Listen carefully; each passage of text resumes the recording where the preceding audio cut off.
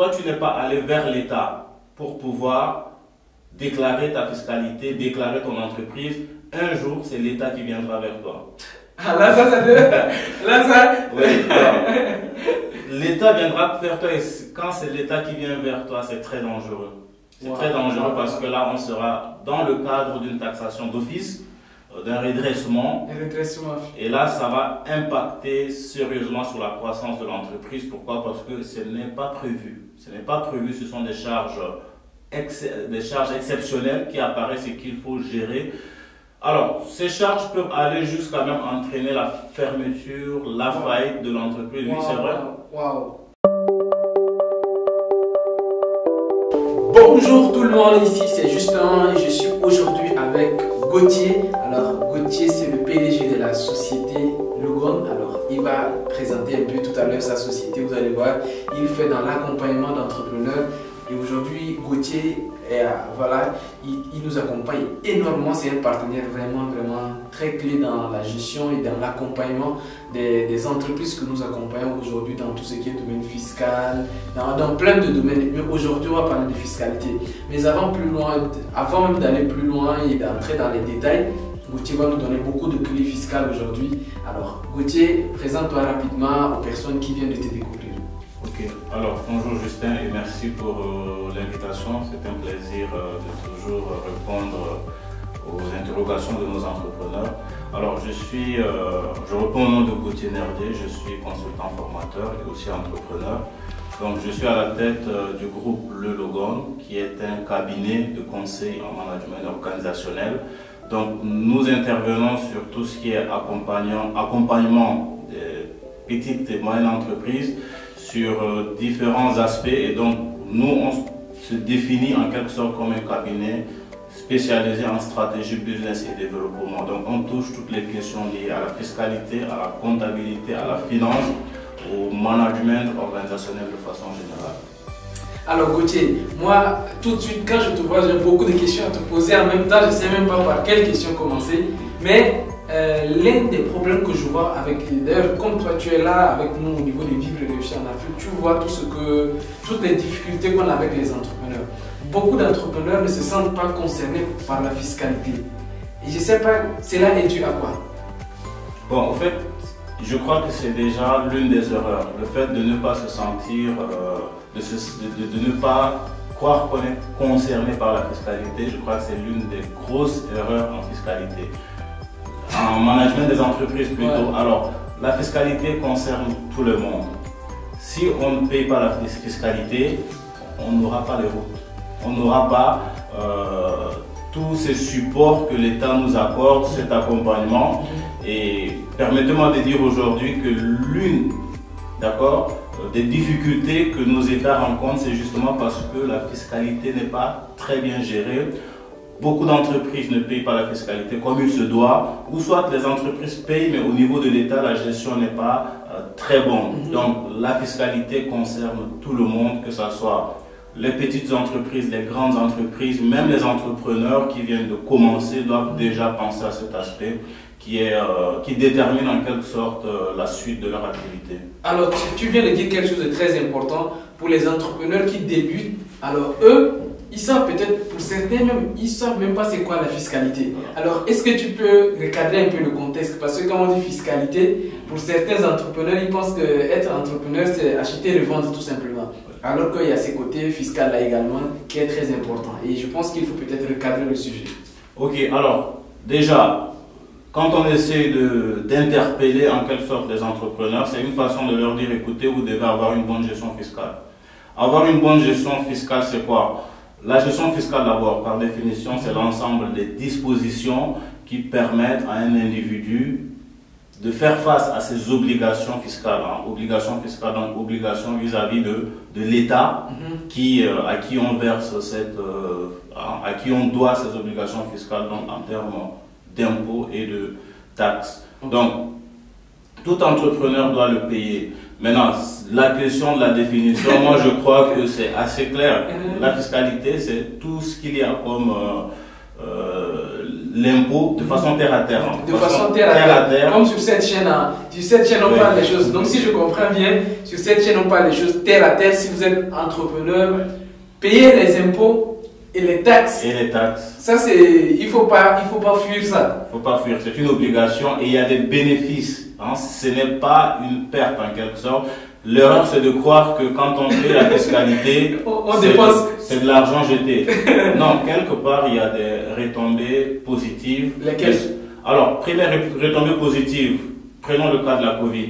Okay. Nous sommes pendant la période de la Covid. L'État est venu en appui aux entreprises qui étaient en difficulté et qui étaient même sur le point de fermer. Okay. Mais la première condition, c'est quoi? On va voir ce qu'on appelle l'effort fiscal. Ouais. En termes déjà d'appui, que l'État a offert, c'est par exemple les facilités de paiement, les échelonnements.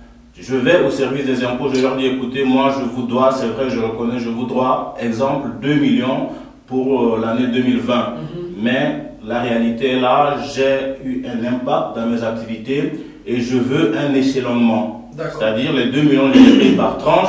On peut même aller jusqu'à ce qu'on appelle la remise de l'impôt. C'est-à-dire, j'apporte les preuves pour dire que je suis en difficulté et je demande à l'État, je lui dis, écoute, je suis en difficulté, je vais aller en faillite, je demande une remise. L'État peut te dire, ok, je fais une remise gracieuse. Tu ne payes plus l'impôt. Mais la condition, c'est quoi? La condition première, c'est de voir déjà ton effort fiscal. Est-ce que tu es formel? Est-ce que tu as déjà eu à payer l'impôt dans le passé? Alors, pourquoi ne pas commencer à payer dès maintenant pour ne pas être surpris plus tard lorsque les difficultés seront là? Autre avantage, c'est par exemple au Sénégal, je crois que c'est l'une des choses que j'apprécie, c'est l'appui en termes de renforcement des capacités que le Sénégal offre. On connaît tous le 3FPT. 3FPT, oui. 3FPT propose des formations aux entreprises et c'est des formations gratuites. Des formations. La condition, il faut être formel. Il faut payer ses impôts. Il faut payer ses impôts. On doit voir ton quitus fiscal. On doit voir que c'est une entreprise vraiment structurée qui donne aussi à l'État. Donc, il faut donner pour recevoir. Et d'ailleurs, même dans les appels d'offres. Dans les appels d'offres, ça c'est aussi un autre aspect. Ça va dans le sens de la politique de formalisation des tissus économiques. Donc, de plus en plus. Comme chiffre, aujourd'hui, on vous dit que 97% des entreprises au Sénégal sont informelles. Waouh! C'est un manque à gagner, oui. 97%? Oui, c'est un chiffre de 2017. Ça choque, mais c'est vrai. Oui, ça choque. Donc, 97% des entreprises échappent au contrôle de l'État parce que quand on est informel, c'est quelqu'un, on ne sait pas ce qui se passe dans sa boîte, on ne sait pas qu'est-ce que cette entreprise fait. Alors, avec un tel tissu d'entreprises informelles, on a un très grand manque à gagner au niveau des recettes fiscales. Alors l'État se dit, écoute, moi je vais essayer de recadrer ce secteur pour pouvoir permettre de maîtriser les recettes fiscales, maîtriser le développement économique de façon générale. Alors qu'est-ce qu'il faut faire? Je vais proposer des marchés, mais je donnerai ces marchés seulement à des entreprises qui payent l'impôt. Donc, on a aujourd'hui de plus en plus des marchés, on vous demande le quitus fiscal. Vous voulez soumissionner pour des appels d'offres, on vous demande le quitus fiscal. C'est une politique pour conduire les entreprises à une structure beaucoup plus formelle. Et là, ce sont là, en tout cas, ce que je peux citer comme avantage d'être formel. Voilà. Ah ouais, donc vraiment, les amis, vous qui êtes encore dans l'informel, alors peut-être qu'il y a des gens qui voient tout de suite l'inconvénient. Non, si je vais me déclarer, si je vais ceci, je vais cela. Mais après aussi, c'est la vision. Tu veux demeurer petit ou bien tu veux grandir? Voilà. Parce qu'après, la vie, c'est un choix. Hein. Oui. Grandir, c'est un choix. Prendre de l'âge, voilà, c'est naturel. Le temps passe, tu prends de l'âge, mais grandir, c'est un choix. Si tu veux que ton entreprise grandisse, à un moment donné aussi, il faut accepter de grandir et prendre les responsabilités qu'il faut. Voilà. Mais tu as cité les avantages, peut-être, on va dire, bon, avantages. Quelques avantages, on va dire, c'est déjà positif. Bon, mais on va dire les conséquences qui sont peut-être négatives. Est-ce qu'il y a des conséquences négatives au fait qu'on ne soit pas formel? Oui. Et surtout, également une question, est-ce que tu penses à quel niveau on doit déjà commencer à devenir formel? Alors, les conséquences quand on n'est pas formel, elles sont là. L'État ne nous reconnaît pas. Ah ouais. Demain, quand on sera en difficulté, même si on part au niveau de l'État pour demander un accompagnement, un support, un appui, une remise d'impôts, une demande d'échelonnement, ça ne marche pas parce que l'État ne nous reconnaît pas. Ça, c'est déjà un des inconvénients de ne pas être formel ou bien de ne pas bien gérer sa fiscalité. Alors, l'autre conséquence, au fait, ça c'est le défaut, d'accord, les conséquences qu'il y a quand on ne gère pas très bien sa fiscalité. Alors, je peux aussi citer pour l'entreprise elle-même, lorsqu'elle ne gère pas très bien sa fiscalité, il y a d'autres conséquences qui se présentent, par exemple. C'est-à-dire quoi? Ça veut dire que l'État attend de vous une bonne gestion fiscale. Mais vous, en interne, vous vous suffisez par rapport à la gestion que vous avez en place. Et c'est le cas pour beaucoup d'entreprises. Elles se disent, bon, je ne paye pas l'impôt, c'est pas grave, c'est pas méchant, et d'ailleurs, tout se porte bien, tout va bien. Alors ça, c'est une erreur. C'est une erreur de dire cela parce que quand on n'a pas une bonne gestion fiscale, quand on ne fait pas convenablement face à ses obligations fiscales, il y a un danger qui nous guette. Alors, ce danger, c'est quoi? Toi, tu n'es pas allé vers l'État pour pouvoir déclarer ta fiscalité, déclarer ton entreprise. Un jour, c'est l'État qui viendra vers toi. Ah, là, ça. Oui, l'État viendra vers toi et quand c'est l'État qui vient vers toi, c'est très dangereux. C'est très dangereux parce que là, on sera dans le cadre d'une taxation d'office, d'un redressement. Et là, ça va impacter sérieusement sur la croissance de l'entreprise. Pourquoi? Parce que ce n'est pas prévu. Ce n'est pas prévu, ce sont des charges exceptionnelles qui apparaissent et qu'il faut gérer. Alors, ces charges peuvent aller jusqu'à même entraîner la fermeture, la faillite de l'entreprise. Oui, c'est vrai. Nous fonctionnons, nous n'avons pas déclaré notre activité. C'est ce qui arrive très souvent pour les entrepreneurs qui pensent qu'ils ne sont pas concernés par la fiscalité, qui ne se déclarent pas. Alors d'autres qui font quand même, qui prennent le courage d'aller se déclarer, pensent que le fait de déclarer son activité suffit. Non, ça ne suffit pas. Il faudra maintenant continuer à aller déclarer son activité, déclarer son chiffre d'affaires. Même si vous n'avez pas fait d'activité, déclarez, mais mettez zéro. Mettez zéro. On ne vous en veut pas. On ne vous en veut pas. Déclarez zéro. Mais non. En fait, c'est déclaratif. En fait. C'est déclaratif. Vous déclarez juste, même si vous n'avez pas fait de bénéfices, déclarez juste. Mettez zéro. Mettez zéro. Et vous payez rien. Vous payez rien. Mais au moins, vous avez déclaré. Vous avez déclaré. Maintenant, demain, alors ça demande un accompagnement. Ça demande un accompagnement. Pourquoi? Parce que ça entre. Ce sont des erreurs assez graves. J'ai envie d'aller dans les détails, mais je crois qu'on est pris par le temps. Ouais.